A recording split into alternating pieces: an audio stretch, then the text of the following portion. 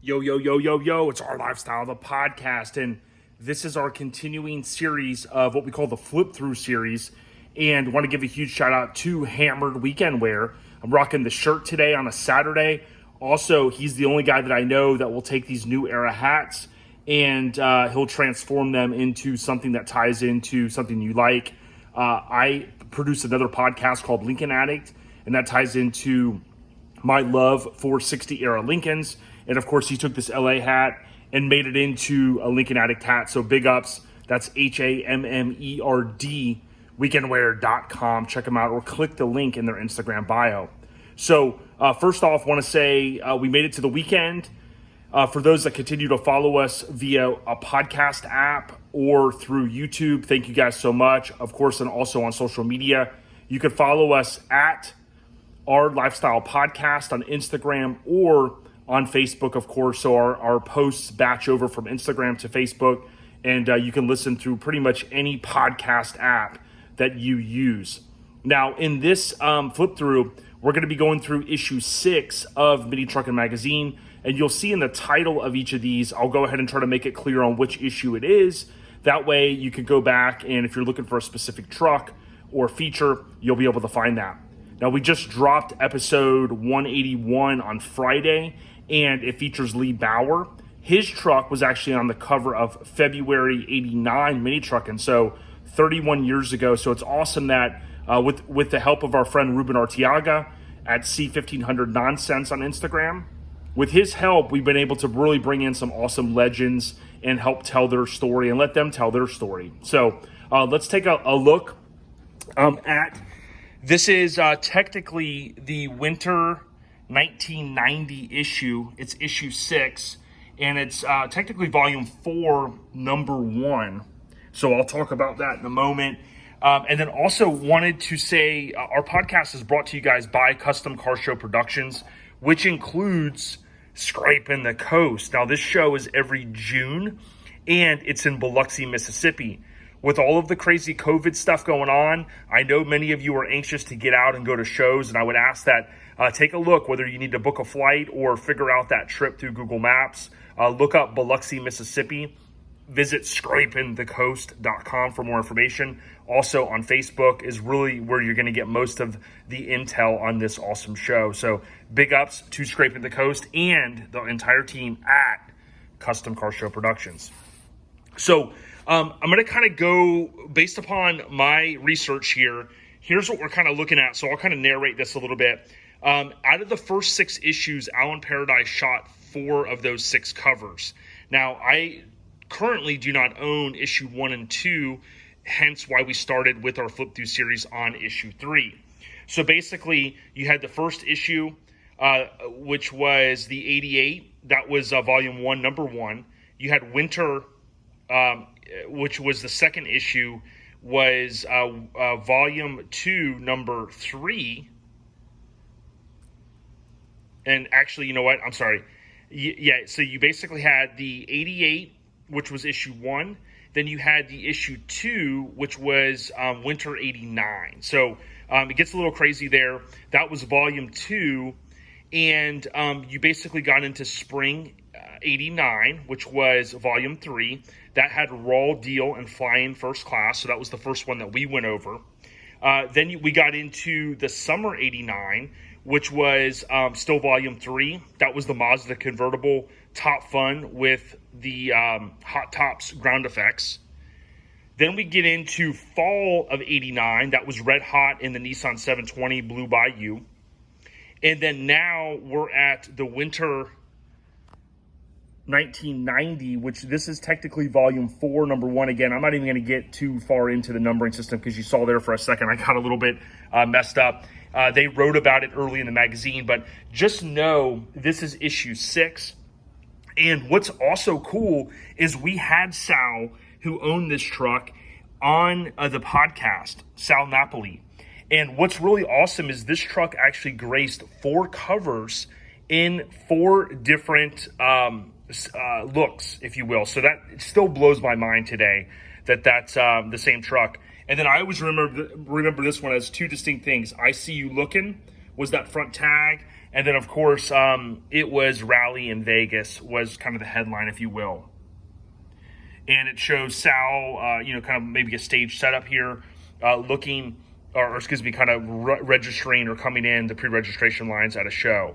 Back in probably, this was shot sometime in I'd say 1990. So 30 years ago. All right, let's jump right in. So here you go. You got the Radical Targa. And off the top of my head, I want to say, I always get some of these mixed up. You got Blazer by Brian of Truckin, and then paint by Santini. There was a lot of Blazers at that time, but I'm pretty sure this was Brian McCormick's, and hence why it says by Brian there. So you got the Passion Rat. So these were, of course, the Radical tops. Very reminiscent of those times. The pink colors, of course, a lot of that stuff is starting to come back. You got more stuff here about Radical tops, and then you got wire wheels, specialty wheels. I always found it pretty cool to look back at these old ads to see how cheap wheels were, but in those days, many of the Mini Truckers, and we're still probably a little broke when it comes to wanting to buy parts and stuff. It's crazy to think how times have changed. Wheels have gotten bigger and more expensive. So as I mentioned, Alan Paradise, he shot the first 4 of 6 covers. And once I get my hands on issue 1 and 2, I'll go through those as well, and I'll make sure that those are in the series.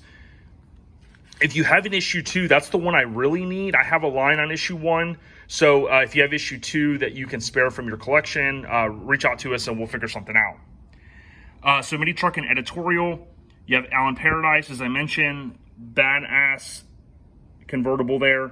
And Alan really did a lot of work, and I mentioned, I think in the last video, that definitely need to get him on the podcast. Him and Stillwell were kind of help lay the groundwork for this magazine.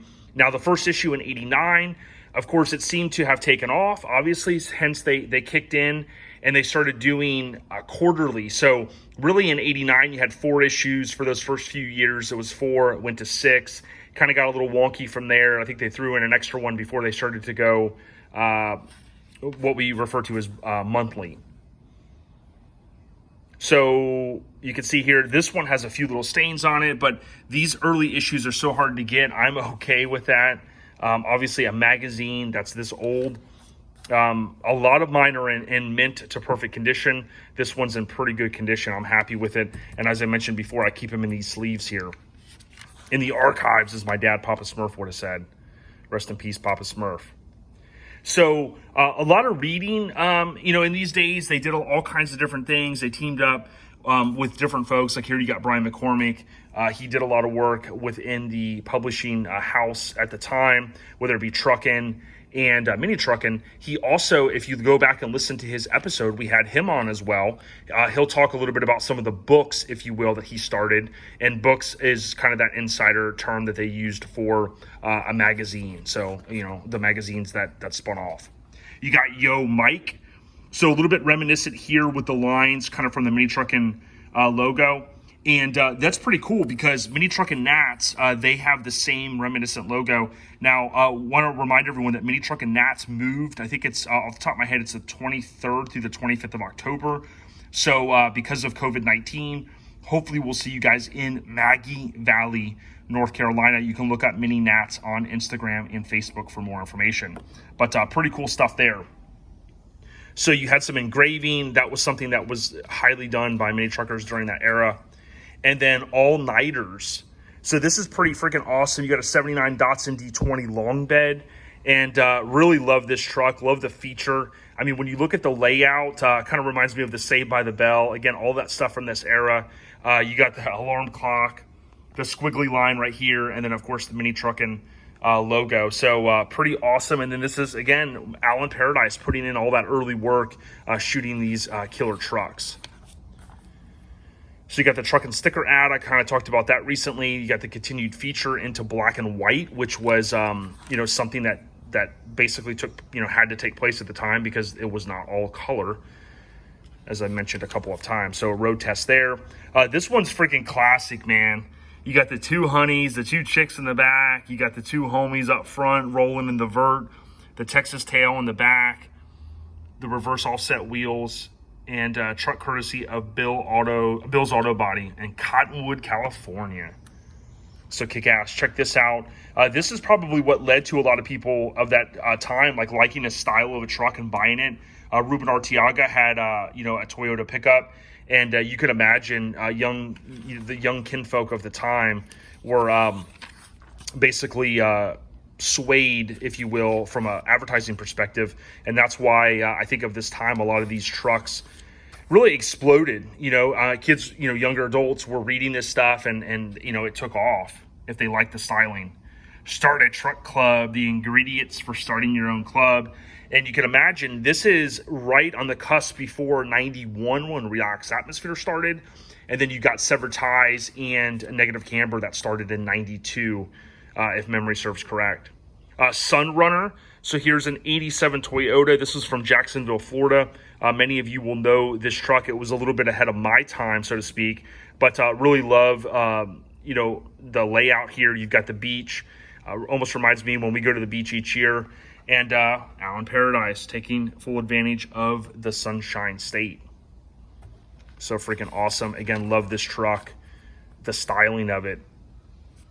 So hopefully, and remember, you guys can change the setting. I think YouTube defaults to the lower setting, but you can change it if you need to pause. I know some of you guys are probably looking for certain things, and I'll try not to go too fast, but stay under the 20-minute mark. So here you go, one slick Sin City mini truck, and you got Sal Napoli, his 86 Toyota.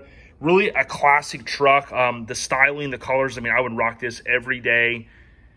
And Smooth Character was the title of it. You can imagine who shot it. Allen Paradise, I think I may have said at the top.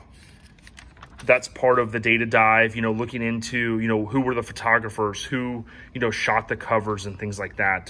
That means a lot to me because we can kind of break down on a future podcast of some of those key details. So Fireman's Flame. So here you go.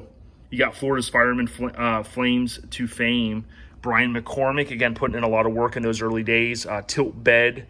Tilt Beds on the Rise is a hashtag that we've spun off from our little saying. And go check it out. 1990 Mini Trucker's Travel Guide. Talking with Lee Bauer, he talked about driving his Toyota across the country back in the day to, it was like a summer SEMA event. And what was awesome is, man, that was before GPS, if you can imagine that. Using an atlas, a compass, whatever the hell you had. Okay, Mini Truckin Marquee, I've talked a little bit about this. Love these because you got a chance to see a few different trucks on the same pages. And, from a Ford Ranger to the B2200, the hard body, and then, of course, the other B2200, or B2000 and a 2200 there. Getting some good feedback on these, so I think we're going to continue to knock these out. Again, kind of just doing the raw deal, and that way we can kind of upload it right away and kind of go from there. So No Lie. So you look here, you got Bill Stillwell and the 1996 Isuzu Panama Beach. So Florida was really repping. I don't think Florida gets enough credit. I know we always talk about the West Coast influence, and I definitely agree the West Coast was influencing, but Florida was doing the damn thing. And back in this time, I was about 12 years old. So I was thinking probably trading baseball cards and doing the damn thing there, watching the Chicago Bulls, kind of start to dominate from the 80s into the 90s. Check this out. Outrageous audio. Plate mate. Man, look at those colors. Okay, Skybody. This is pretty cool because this made the 10th anniversary. I forget if it was the cover. There were a few, September of 98. There were a few trucks, including Ballistic, that were on the cover. And I want to say Skybody was. This truck is beloved. And if you go and check out Monster Mini Trucks on Instagram, the guy does a fantastic job of kind of curating in not only these trucks, but also who shot them, giving photo credit when he can. And not even just the features. a lot of times just photos, old photos that people were submitting to them. And it's cool to see people give credit where credit's due. You know, in this world we live in, a lot of people just kind of take screenshots and stuff. And that's not a bad thing, like when it's your passion, but it is cool. And I even see this on some other things not related to trucks where people will kind of steal your videos and photos and they never even give credit. They take stuff from YouTube a lot too. They don't even say, hey, this is who uploaded it. So it's kind of messed up, but it is what it is. That's the way things go. Okay, so real quick, rally time in Vegas. I'm going to make a rare flip back here through the flip through. And this was tying into the cover. Many truckers take time out from the shows to try something different. And then boom, Allen Paradise. Look at that, bonsai to the third lowering block. Then make a boom and slam until you see the golden arch. Stop and count the gopher holes. So pretty cool. Vegas played a huge part, I think, in Mini Truckin, and that's what we, I think when Sal came on, we talked a little bit about Vegas's role, if you will, in Mini Truckin. Take photos of your ride like a pro, and this was by Leroy Washington. So I have one of these old cameras a buddy gave me. Actually, it wasn't a Canon, but it looks, you know, they all look the same in that era. Still can't go wrong with using a real camera, depending on what you're trying to do. I know iPhones and Pixels have gotten so much better, and that's primarily what we use at shows, but I do still take my regular camera. Okay, so resolution's 1990, so you see the dates. I think there was an ad in the last issue as well. $50 reward. Send us your old vinyl brawl. And you can use it towards the purchase of a new item. So boom, you got two of the classics there. Can't find Mini Truckin, look in your mailbox, kind of trying to get everyone to subscribe. $10 for 4 issues, $2.50, man, what? And then this was the classic X-Tang ad. Love the colors in it. And I think the company's still doing the damn thing, if I remember. Viper, of course, was huge in the time, really good advertising. And they were always seemingly doing the damn thing. So pretty cool. Who didn't have a Viper alarm? Want to mention too, Made of Steel show. If you're itching to get out to a show, Made of Steel had to push back from May 15th and 16th to July 31st and August 1st. It's a Friday, Saturday show. Here, you see the address, Hillsborough County Fairgrounds. Hope to see you guys out. If you're in Orlando or you're down south, try to come up, enjoy it. Goat and Tank, they put in a lot of work. And what's ironic is Eric Tapia's truck. He lives about 10, 15 minutes from me. This is his S10, and it's pretty awesome that they chose that right there on the artwork. The homie Daniel Smith painted the graphics on it, which he did some work on my 64 Lincoln, which I appreciate. So with that being said, that's all we're going to cover right now. We got just a quick wrap up. Thank you guys. If you like what we're doing here, give us a thumbs up. Also, tap that bell notification, whether you're on your iPhone or you're on the computer, click it. That way you'll be notified. These videos obviously take us about 20 minutes, but it's really kind of curating the content, doing the research, doing the damn thing, recording it, uploading it, and then you guys can use it for future reference if you need to. Go and subscribe to the podcast. That's what means the most to us. Go out there. If you're on iPhone, use the pre-installed podcast app. Just search Our Lifestyle Podcast. You cannot miss that artwork done by Graphic Disorder. Or even go on Spotify, Pandora, iHeartRadio, all those platforms, biggity boom, it's there. So just want to say thank you guys. Hope you're continuing to enjoy. Leave a comment. Big shout out to Garage Gear Clothing. Good people. I was rocking this hat just the other day. And it's a little overcast today, so I don't think I need to use it, but it's here when I need it. So, from OLP to your family, hopefully you guys are staying safe out there. You can check out ourlifestylepodcast.com. We've got new merchandise, including the Bada Bing shirt. Those are paid, and we anticipate those printing on May 5th or May 4th through Graphic Disorder. And then lastly, make sure you subscribe to Street Trucks. Love this magazine. I have the opportunity to write a column, which is towards the back each month. And I usually kind of flip to it and make sure they haven't edited me out yet.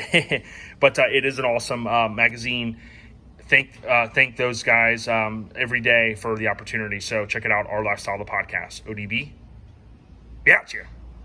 Peace.